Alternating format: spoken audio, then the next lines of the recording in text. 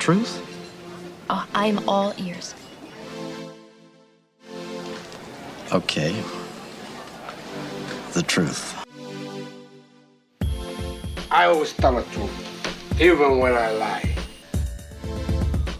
Why do you find it so hard to believe? Why do you find it so easy? It's never been easy. You want answers? I think I'm entitled. You want answers? I want the truth. All I'm offering is the truth. Nothing more. Hello and welcome back to Truthful Talk. I am your host. I'm Marco. Natalie is here. Hello. And the reason why we are laughing so much is because Sean Peasy is in the house with us. What's up? Sean, hello. Hello, everybody. Hello. Wow, live studio audience. Yeah, Okay. We're getting crazy out here today. I like that. And I mean, you have us laughing as much as we can, even before we even start. I'm sorry, I couldn't help myself. All we needed was 30 seconds of quiet and we couldn't do it. I'm so press sorry. record. We can't even start the show because we're rolling in laughter. I'm a terrible human. Listen, laughter is what we need right now. For sure. More than anything else, we need to laugh. 100%. Not a lot of that going on. Not a lot of that going on. It's not at all. Like right now, I try to like keep all the politics off of my feed because it just makes me negative, you know? Yeah. And my whole family is the opposite. They're like, we want more. We want to be mad. And I'm just like, you guys are so angry all the time. Like, bruh, yeah, if the news didn't exist, you wouldn't be mad. You know what I mean? Well, that's a good point, right? You feel me? Like if we don't see it every day. If you don't see it every day, you just be going about your business. Until something affects taking you. care of your family. Yeah. Being loving. Yeah. Like hugging each other. I was thinking about that. Like if I was completely disconnected from any social media news, if I didn't know what's going on around the world, what would have changed just in my own community? And right now, at this knocking moment, on wood, nothing yet. Like I could still go and do what I do every day. I can still go to the store, unless people are talking politics out there. Right. We haven't seen the sociological change yet. Right. So why be stressed out if it hasn't changed? But it is interesting that you need the balance, right? The balance of being informed of what's happening with the balance of, I need to enjoy life while we enjoy this. We'll have it. You know what I mean? It's like, we don't know what tomorrow brings. I mean, we could all get hit by the same bus. I don't know. But it's so we have to, why not, we have to enjoy life. And interestingly enough, my daughter told me something, Maya had told me something a week ago or so. And because she's always in a good mood and always smiling and everything else. And I'm like, how you doing? And she said, Dad, something you need to remember is that joy is resistance. I was like, whoa, that's interesting. She's like, joy is resistance, meaning there's people out there that always want us to feel down, always want us to be against each other. They want, whether it's the media, whether it's with the social media, everything else, the news, it's like negativity. Yeah. Joy is resisting that. Love is resisting that. That's beautiful. I like that. Great. If we're having a good time, it's like, that's like, oh, that's brilliant. I'm putting that on my wall somewhere. That's so true. Like, I don't think the world wants you to be happy. You don't see happy stuff in the news. Right.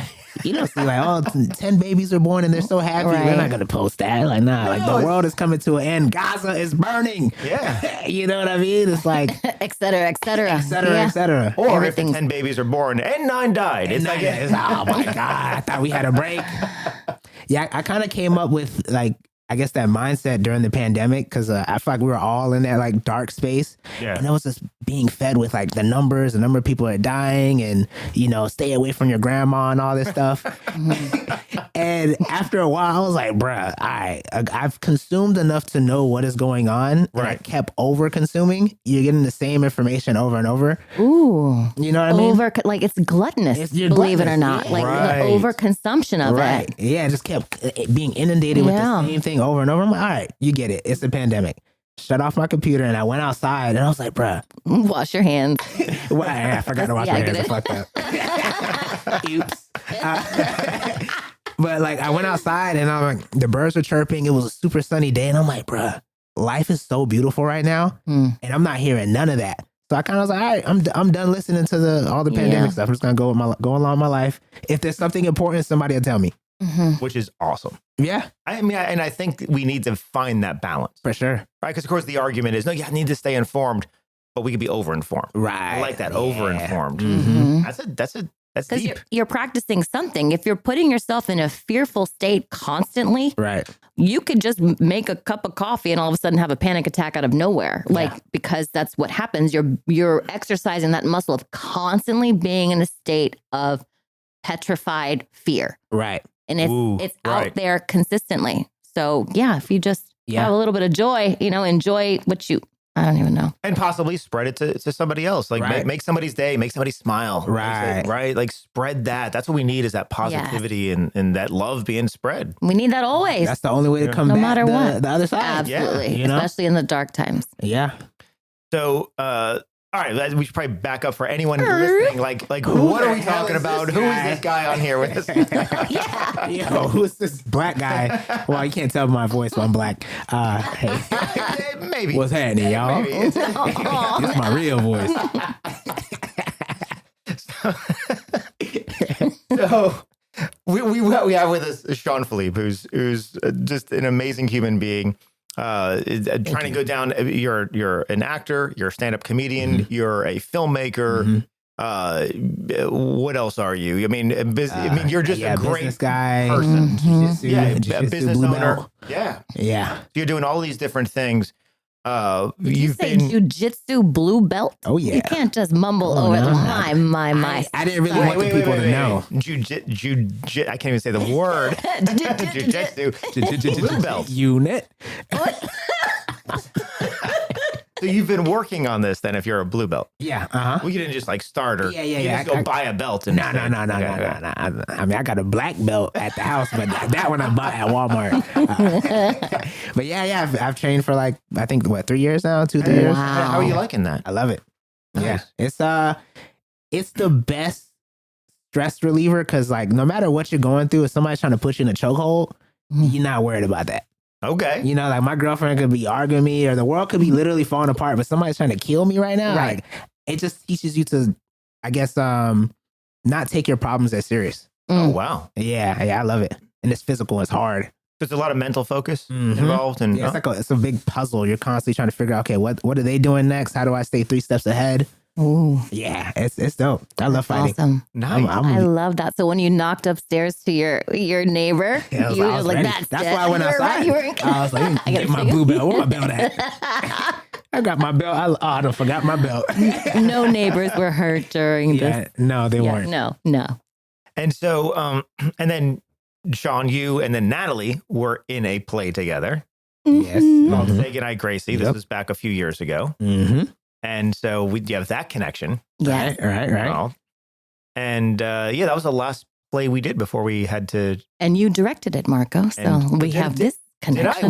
Was I there? Stop! Don't confuse me. Don't you gaslight me. Was I kind of remember it. Was he there? I didn't need to be. Yeah. You guys were doing your own thing. Flipping everywhere. Oh, that was fun. That was a good time. Is my mic? Okay, there we go. I'm not angled right. Oh, there it is. Yeah. Yeah. There we go. You want to get that deep? Yeah, baby. Oh, we're going Barry White. I'm going deep. I don't even know where to go from that. So yes, but then you were doing stand-up comedy for a long time. Mm-hmm. How is that life? Explain to all those listening, what is the life of a stand-up comedian? Because from the outside, it looks fun, Right. and it looks like, oh, it's cool. You get up there and just start talking and start riffing, but there's work to it, isn't there? It is. I mean, every artist is gonna say they got the best art form or the hardest art form, but I think stand up unbiasedly is the hardest art form. Just because like with acting, you're getting a script and you have a director, you have all these different pieces coming into play where if something goes wrong, if you want to, you can blame somebody else. Okay.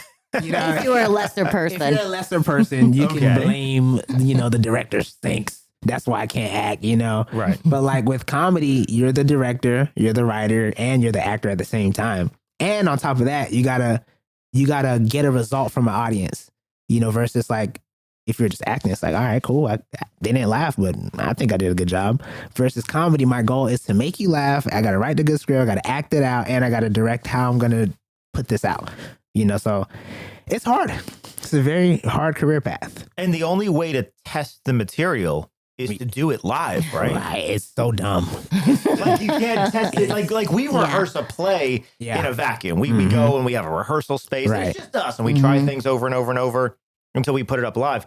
You literally have to rehearse live. Yeah, I can rehearse at home. And then you rehearse, let's say you rehearse for a month at home and you're like, this is the best joke ever. And day one you get there and it's like, everything about that joke sucks.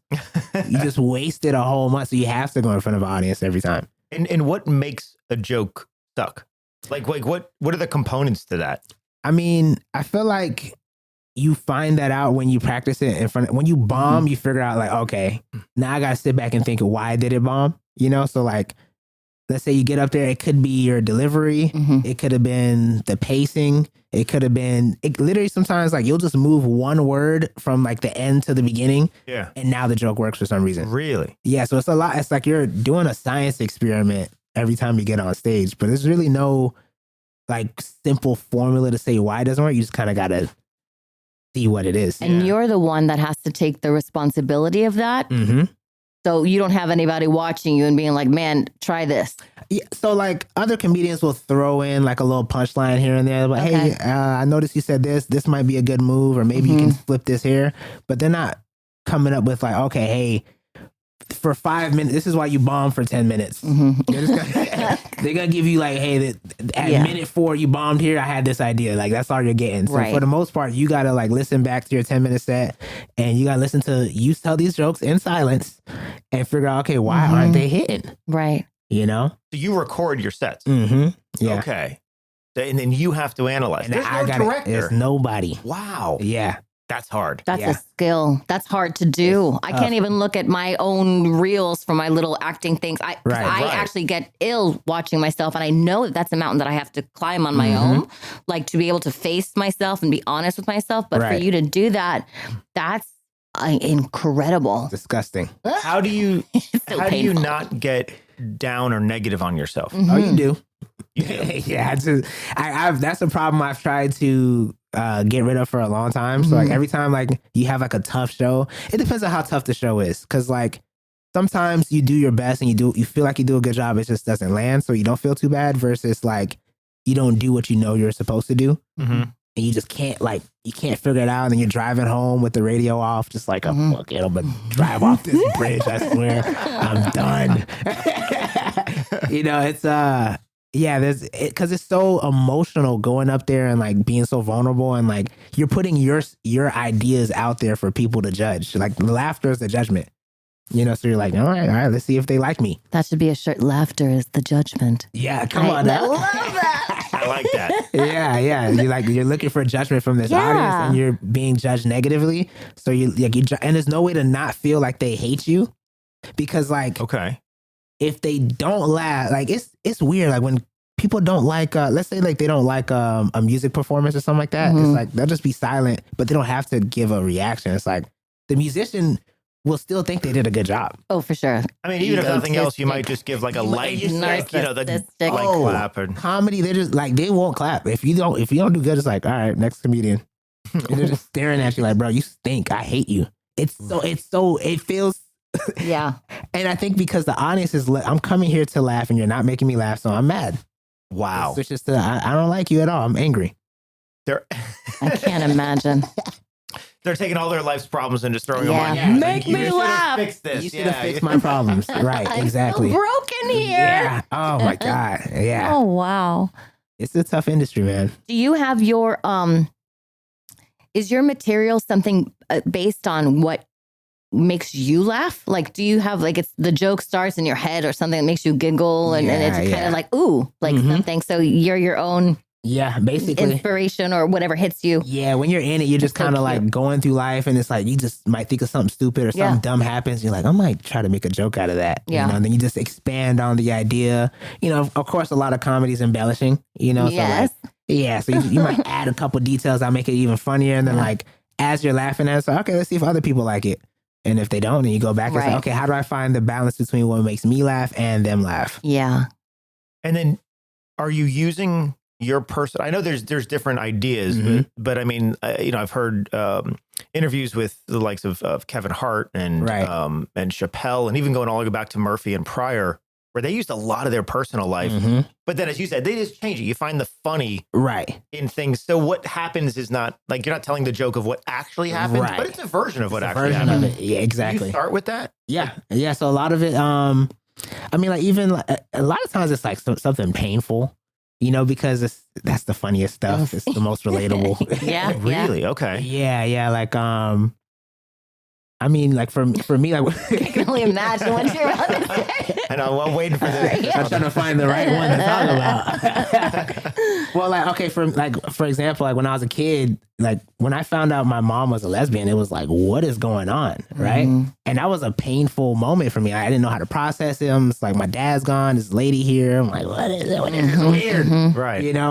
And I never really processed that pain, but then I got on stage and I'm like, all right, let me just go ahead and talk about this thing that bothered or that confused me as a kid. And it's a sensitive topic, but it's my life.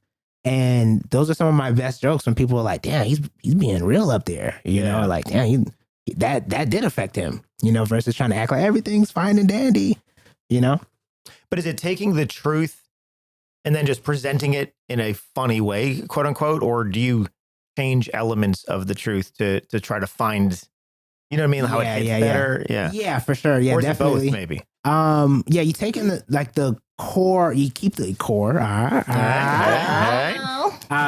You keep the core, and that you got to figure out what that is for you. So like, I forgot what the joke was, but I had like a joke about like my mom picking me up from school with my stepmom, and like my friends were like, "Oh, who's that lady?" I'm like, "Oh, that's my auntie," and they're like, "Why are they making out?" I'm like, "Shut up, stupid!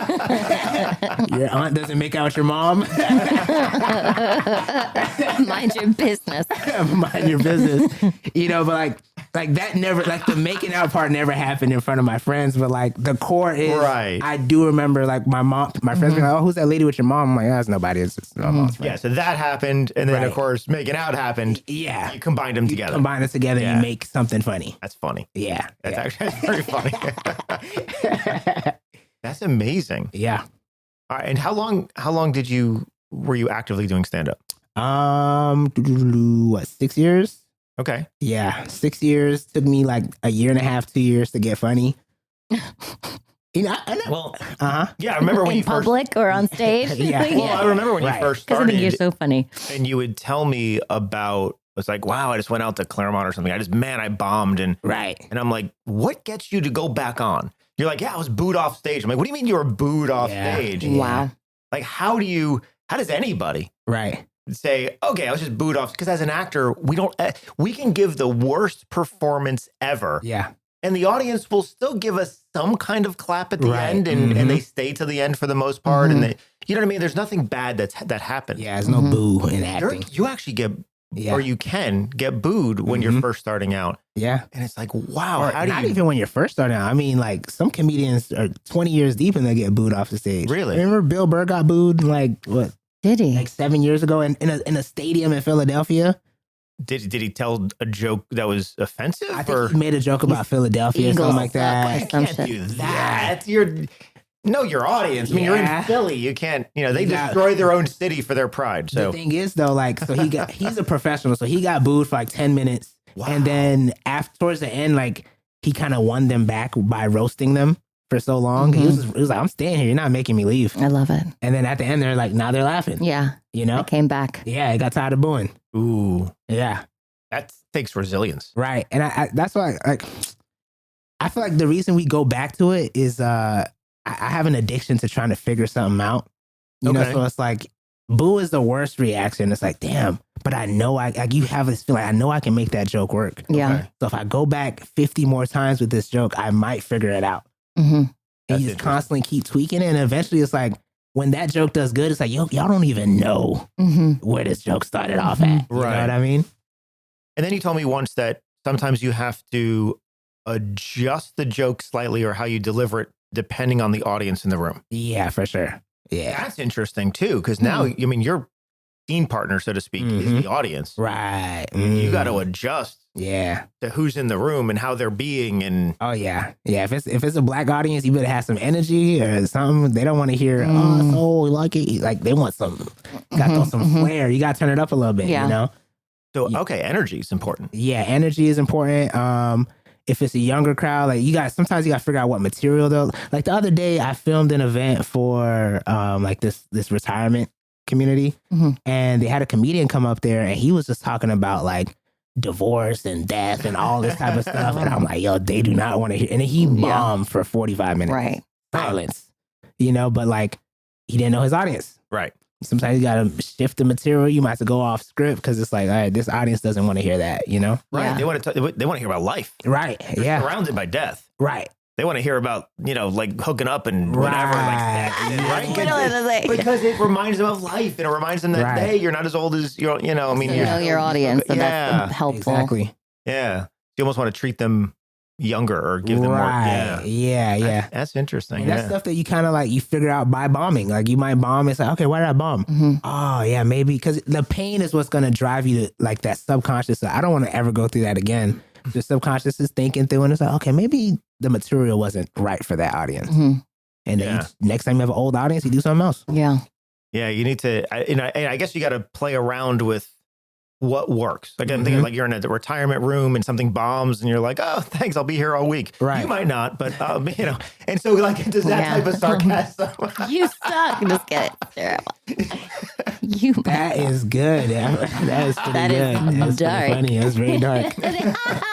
Yeah, I love that dark I love it. humor. Yeah, me too. No, I dig it. I don't know if someone on that brink of death is going to necessarily find it funny, but they might. They might. You gotta take that chance.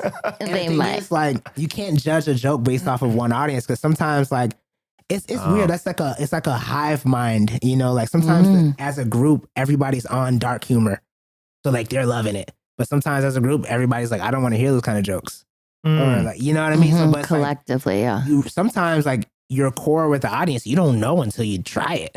Right. And if you hesitate on trying it, they feel it for the rest of your set that you were scared to do something. Okay. You know what I mean? So now everything's falling flat because you hesitated. They sense danger. Or something. Yeah, sense the fear. You sense the fear. So it's like, you might as well just do it and bomb. Yeah. Okay. Yeah. Go for it. Go for it. They can feel that inauthenticity. I think that Right. people look for when they look for comedians. Because back to what you're talking about of pulling stuff from your real life, most great art is done that way. It's like you take something that you know and you meld it somehow. Even when we do acting or train in acting, it's the same thing. It's like the Meisner process. We're pulling something from what we already have into an imaginary thing, and it's all an amalgamation, but it's part truth, you know. And with comedy, you can't fake that. I don't think you can't. Right. Can't. No, all the best comedians I know they're just real. They're themselves. You know, like whether they're super anxious and weird or high energy, like the more yourself you can find, the better you'll do. Ooh, that's nice. That's beautiful. Yeah, I like that. I wrote all this down in the car before. You practiced it on the way. I was like, I got hella quotes from Marco. He's not going to believe this. Bam. So when you're acting on stage, either because you did Say Goodnight Gracie, and then before then in 2017 you did Superior Donuts. And do you find any similarities with it? I mean, are you as aware of the audience, and can you adjust audience to audience when you're on stage acting? Or well, I've only done comedy stuff for the most part. Well, I had some dramatic moments. Yeah, y'all gonna have to see it for yourself. But there was a couple of dramatic moments. But like, I definitely think because I did stand up, I'm more used to interacting with the audience. But you know, with a play, you can't look or act with the audience. Right. So it's like I'm still used to that sense of everything I'm doing is for the audience. But I mean, like, let's say we go back to Say Goodnight Gracie. Right.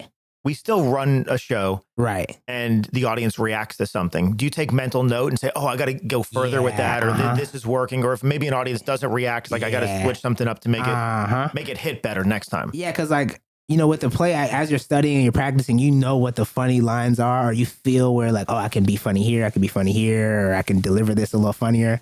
And if it doesn't land, it's like, I mean, I know with acting, you gotta focus on your partner, but I'm trying to make them laugh. Yeah. You know, so I'm thinking, I'm like, okay, man, what am I doing? And it's quick. It's not like I'm thinking about this the whole time, but it's like, okay, maybe they don't like that kind of act out. Right. Let me be a little more subdued and act out with my face on the next one. Yeah. Or, you know, try to use the dialogue a different way or move over here instead of over here, you know? Because one of the things we did because you came on to Say Goodnight Gracie halfway through the run, you know, Chris Ivers did the first half, but then he had to go off and he was on a Woodchuck. Yeah, he was on the national tour or something else. So, so you came in halfway, which was interesting, and we made a lot of modifications. Right. And the biggest ones were physicality. Yeah. You just wanted to be physical, and it lent it. Yeah. To it. So that changed a lot of the show. I know it changed everyone else working with you as well. So how is that? Do you like physicality as part of comedy? Oh, I love it. Yeah. I mean, the more tools you can use, the better. You know, I have because with comedy, you don't have but a microphone and a stool. Right. I'm not about to be the humping the stool guy either. Right. You know, so like I got a microphone, I got a stool, and I got my body. So it's like those are the only 3 tools you have. So it's like you might as well use them all if you can. You were physically jumping over the couch or jumping around and jumping into Fahim's arms and like things like that were like, this is, you know, that's very, very physical. Right. But it got the response from the audience too. Yeah, most of the time. Right. Or the fight with Jerry, right? The fight with Josh. Where you grab him by the neck and, you know, it's like that was like all of that physicality really played into it. It adds definitely. Yeah, for sure. When you have an actor or an artist that's able to do that, because not everybody can or is willing to. And, you know, it's so when you utilize your body and you see it as a physical instrument, when you're like, I have all this, I want to use all of this. It does differentiate and it does change things, but for the better. I think it it really lit up everything, and it's fun and it's dangerous and it's risky. exciting and it's risky and And that's one thing I've learned too is like the bigger the risk you take, the bigger the response you'll get most of the time. Amen, brother. You know what I mean? Like I could have did all that movement and jumping in Fahim's arms and everything like that, and it's just like, ooh, this guy stinks. You know? Or it's like, this is the funniest thing in the world, but it's like you can play it safe and be in the middle and get like that's funny. Or you can get I'm losing my mind, or that stinks.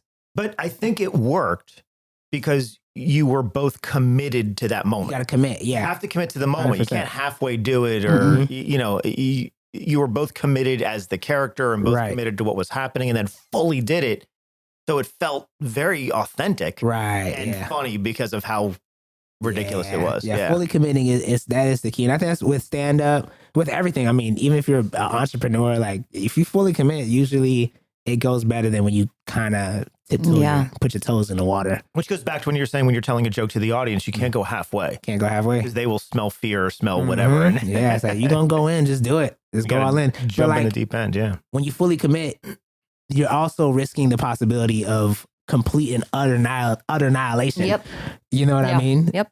But it's what's the upside. So it's like, if you want all the upside, you gotta risk all the downside. Yeah. Because even going back to Superior Donuts, some of the physicality that you and Alan had were funny. Right. When he was coming into the kitchen, you're pushing him back out, and I have some behind the scenes of that too, by the way. I need it. But the level of physics, that was such a funny moment in that show. And also when you and Alan were going back and forth, and you were just using physicality, and I found that those physical moments really stood out. Yeah, for sure. So that physicality and comedy, I mean, it go hand in hand. It goes hand in hand. You hit the dramatic moments too. I did. It was beautiful. I had to cry. It was beautiful. The dramedy, and you did. Waterfall of tears. There was one.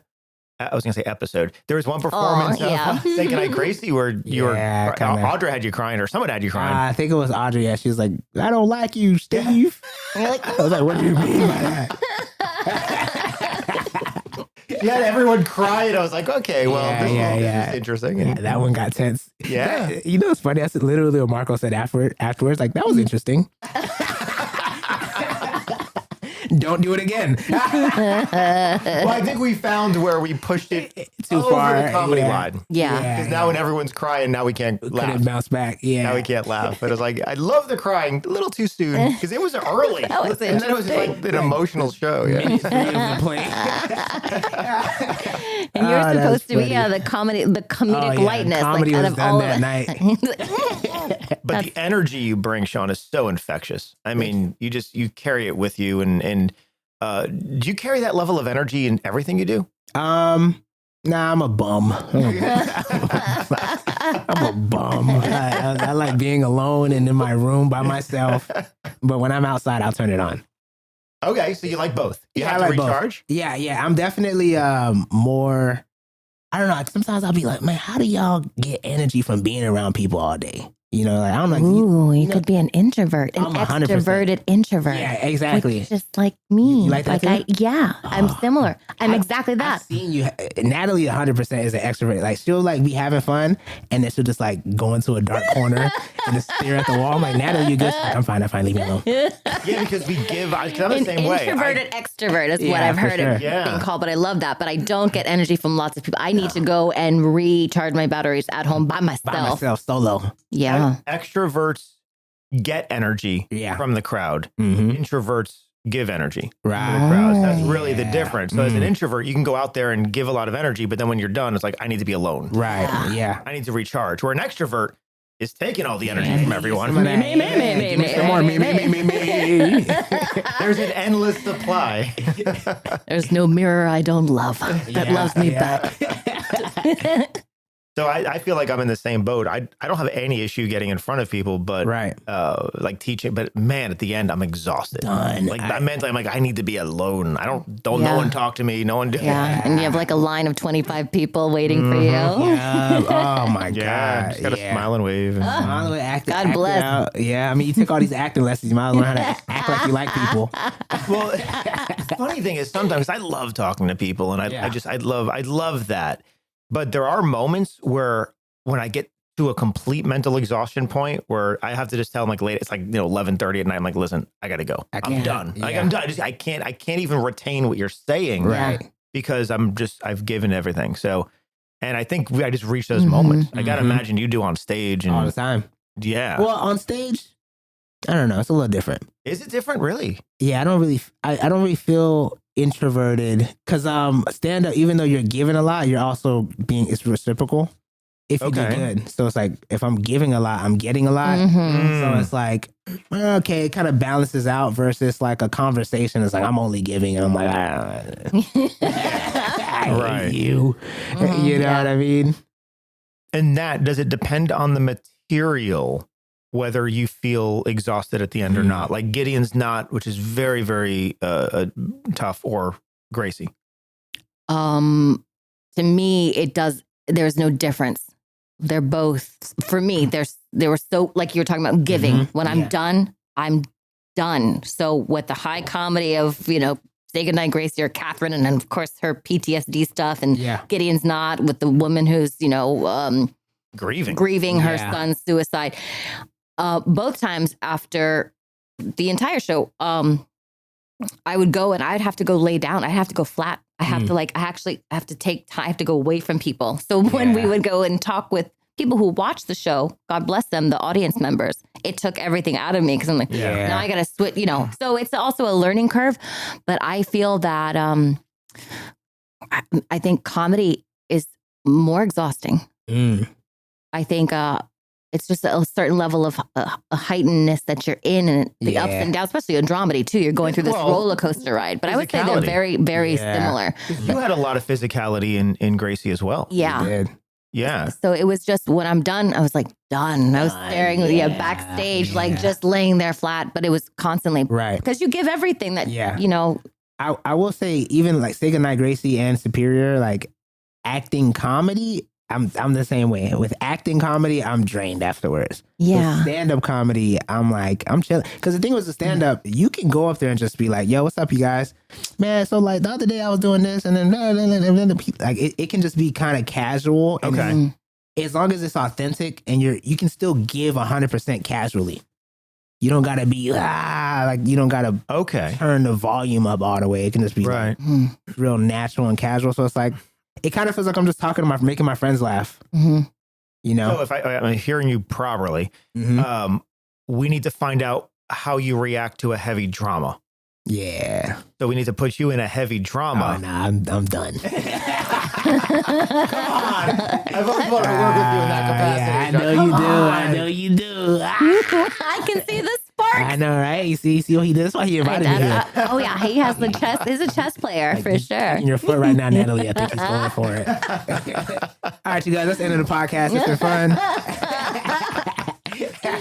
Sean Wizzy out. Aren't you curious at all how you would deal with like a dramatic play? I think I do pretty good. I think you would too, but I know you would. I believe I would too, so I don't have to find that's out. all you need. That's all. Yeah, It's, I'm good. I got my fix. It's like me being a professional baseball player. It's like, yeah, I could do that. You can do that. No, I'm good. Yeah, I don't want to prove things. All right, why would I prove that? I can hit a ball. Of course, I would be great. I mean, I'm like, it was Superior Donuts. I'm like, I'm not saying I nailed every performance, but like, I was like, I got there. Damn near. You know what I mean? I'm like, okay, I see what I can. I did a little drama. I did a little comedy. I'm like, all right, cool. I got that. What's next? All right. Yeah. Take that. I'm going to start a business. That's right. At some point, Yeah. I may ask. I know. I'm waiting for the call. All right. Yeah. All right. I'm going to block your number tonight anyway. Oh, is the microphone on? Oh. What you should do is come sit in on a class again. Yeah. Just talk to the students too. Just let them know what you've been working on, what them doing. Okay. Yeah, I can It'd do be that. good. Yeah. Yeah. Just Just inspire the just youth. stay connected to the, yeah. Actually, I went to the studio like probably 2 or 3 weeks ago, and you weren't there. Oh. So you didn't say, "Hey, I'm going to stop by." When are you going I to be wanted there? to surprise you. Oh, okay. Yeah, I like drove way over there, and I get there, and I'm like, there was a bunch of cars, but I guess there's like a barber shop there now or something like that. Yeah, so I guess What day was it on? Like probably day like of the week. Tuesday or something like that. At like 2. I'm there all day too. What are you talking about? I'm there on Tuesdays. I knocked on all the doors, everything. No, you didn't. I He did. saw you walking I am towards there the on cameras. Tuesday. I don't know what's going on, man. He said, Sam, lock the door. Sean's outside. Sean's outside. Don't move. It's possible one of the students, said, "Hey, wait, there's this like he's a really short black guy outside. It looks like Kevin Hart. Should we let him in?" Yeah, I'm scared. I don't know what to do. Yeah, try to Like, surprise Kevin Hart? you. No. If it's Chappelle, let him in. But if That's Kevin different. Hart, Kevin Hart, no. he ain't got the jokes like that. Sorry. But no, we were on a Tuesday. We're there. Yeah. So all right, but you got Next time. Yeah, Yeah, I'll come Okay. by. I'll come by again. All right. Again. Yeah, All right, I'll you text you next time.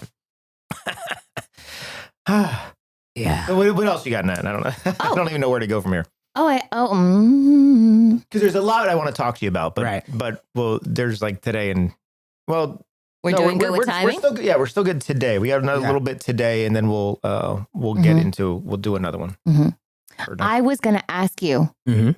how long does it take for you to write a joke? Like, is it one day, or like you were talking about, it's you write something and then you go ahead and take it to an audience or a stage and then you perfect it. But how long does it The writing crafting? process? Yeah. I don't know. My brain's a little different when it comes to writing. So like once I get into that flow state, I can write like a full 5 to 10 minute joke. Really? Yeah. So then like I don't know. It's weird. Like yeah, I just get going and I'm like boom, and I'm puzzling it together. So I can write a full joke in a day. Mm-hmm. But then I go practice it and I'm like, all of that sucks. Yeah. Come home, burn my laptop, buy a new laptop, and then try it again. Throw it in the trash. Throw it in the trash. But you physically write it. No, I type. It's a lot faster. Type. Yeah, I used to physically write, but I'm like, bro, it takes so long to like. Oh, really? Because like by the time I'm on like written the 5th word, my mind is on the 20th word. So I'm like, I can't catch up to my brain. So like typing, I can kind of write and think at the same pace. Do you do a free association beforehand? Is there like a purging that you do before to get to a joke, or is it like something that you just joke first? You have it, you know it. Because sometimes people journal a lot just to get to a clear space before they start writing.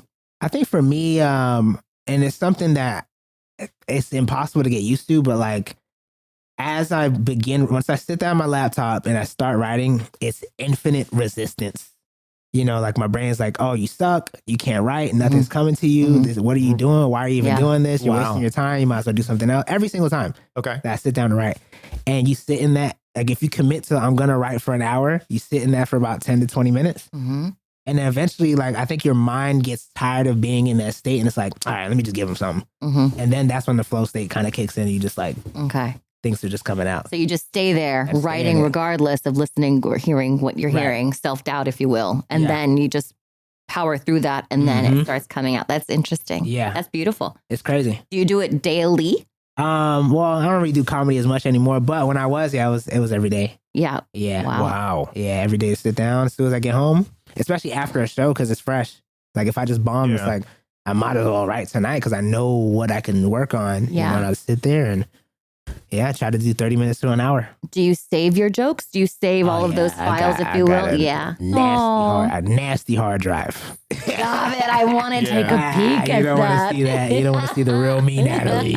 So when you look at it, so it's typed out like on a page or something, Uh-huh. and you're looking at the words. Can you see just in the words or the structure? Is Mhm. there something you're looking at linguistically, I guess, to say, oh, you know what, I need to change this word to this, or I need to move this Yeah, here. yeah. Can you see it? Yeah, I don't know if it's like, it's weird. It's like a gut feeling, you know? Like, Okay. yeah, you're just writing it out and then you'll read it out and it's like, oh my, I can't believe I didn't think of that. And it's just like, you just change a word, Mm-hmm. you know? Right. And then so after I write it out and I feel like it's to a good place written, then I usually go for walks and I'll just like say it out loud a few times. And I'm playing with the delivery and figuring out like, okay, if I say it like this, Mhm. and then as I'm playing with the delivery, new words are coming up. So Okay. now I have my notes on my phone and I'm adding notes to the joke, saying it out loud again and practicing it. So then it's like, well, back to your first question. I feel like it's like not to get it to a full fledged, but to get it to a good base is like a 2-week long process Okay. Wow. to get a base.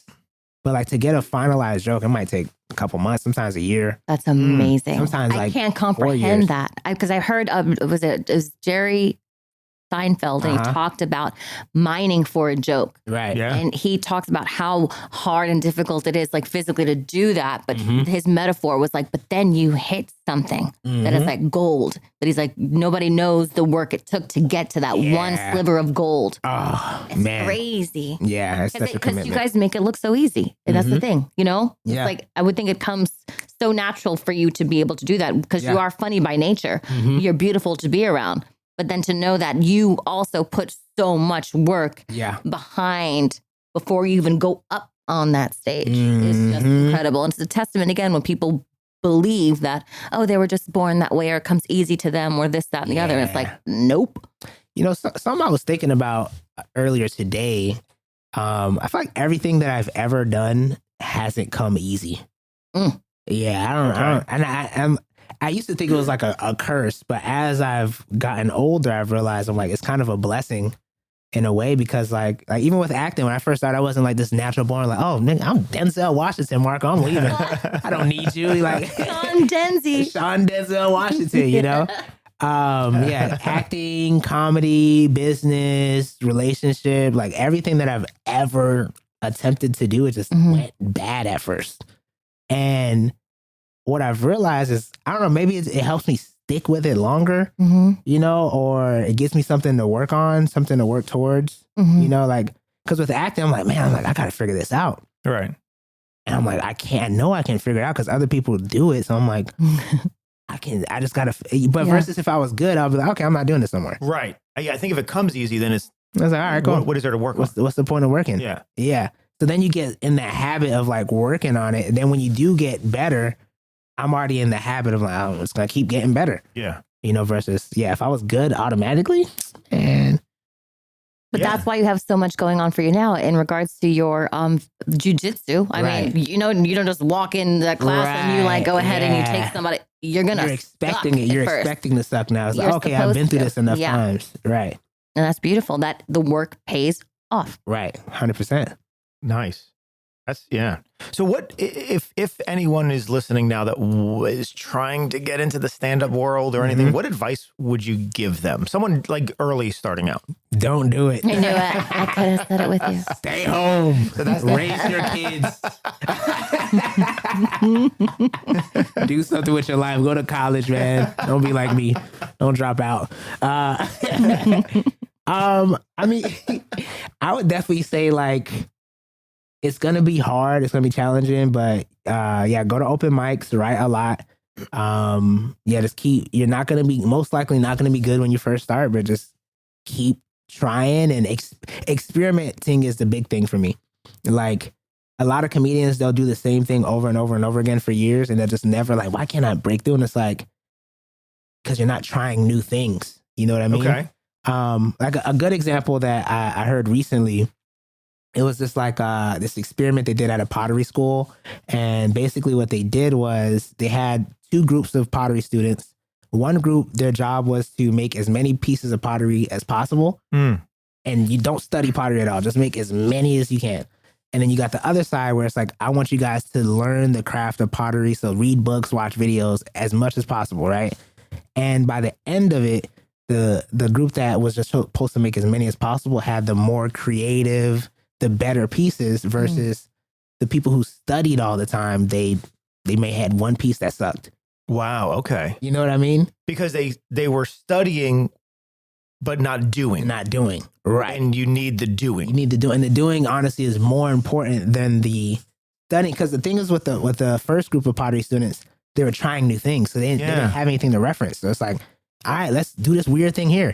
Oh, that's I don't know about that. Let's try this. And so they're constantly trying and playing and doing new things versus like this group is like, okay, strict, rigid. This is how you do it. And then they get their hands on it. It's like, that didn't work. Yeah. You know? But yeah, I feel like the doing and the not necessarily just because you could do the same piece of pottery 50 times. You're not going to be a better potteryist. I don't know is that what it's called? I dig it. That sounds right to me. A potteryist? We're going to go with that. We're going to go with it. Yeah, you're not going to be a better potteryist, you know? You got to try new things and constantly experiment if you want to get into comedy. And then finally, as we're almost out of time, but do you have a favorite joke? That I tell? Sure. Do I have a favorite joke? Like out of your whole repertoire, do you have one that's like, oh, I love telling this one? Do I have a favorite joke? I do have a favorite joke. you and you. Like, give Marco the eye contact. All right, you guys, it's been nice.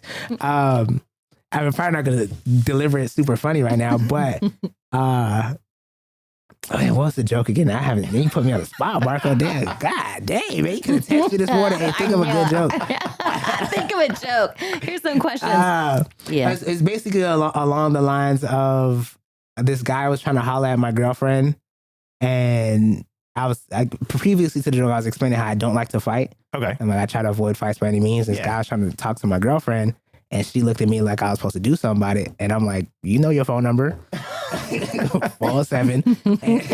and like, I don't know what it is, but that joke goes, audiences go crazy. I'm like, I didn't think it was that funny until like, I don't know, every time I do it, it works. That's adorable. They look at you and they're like, it's a visual. He's tiny.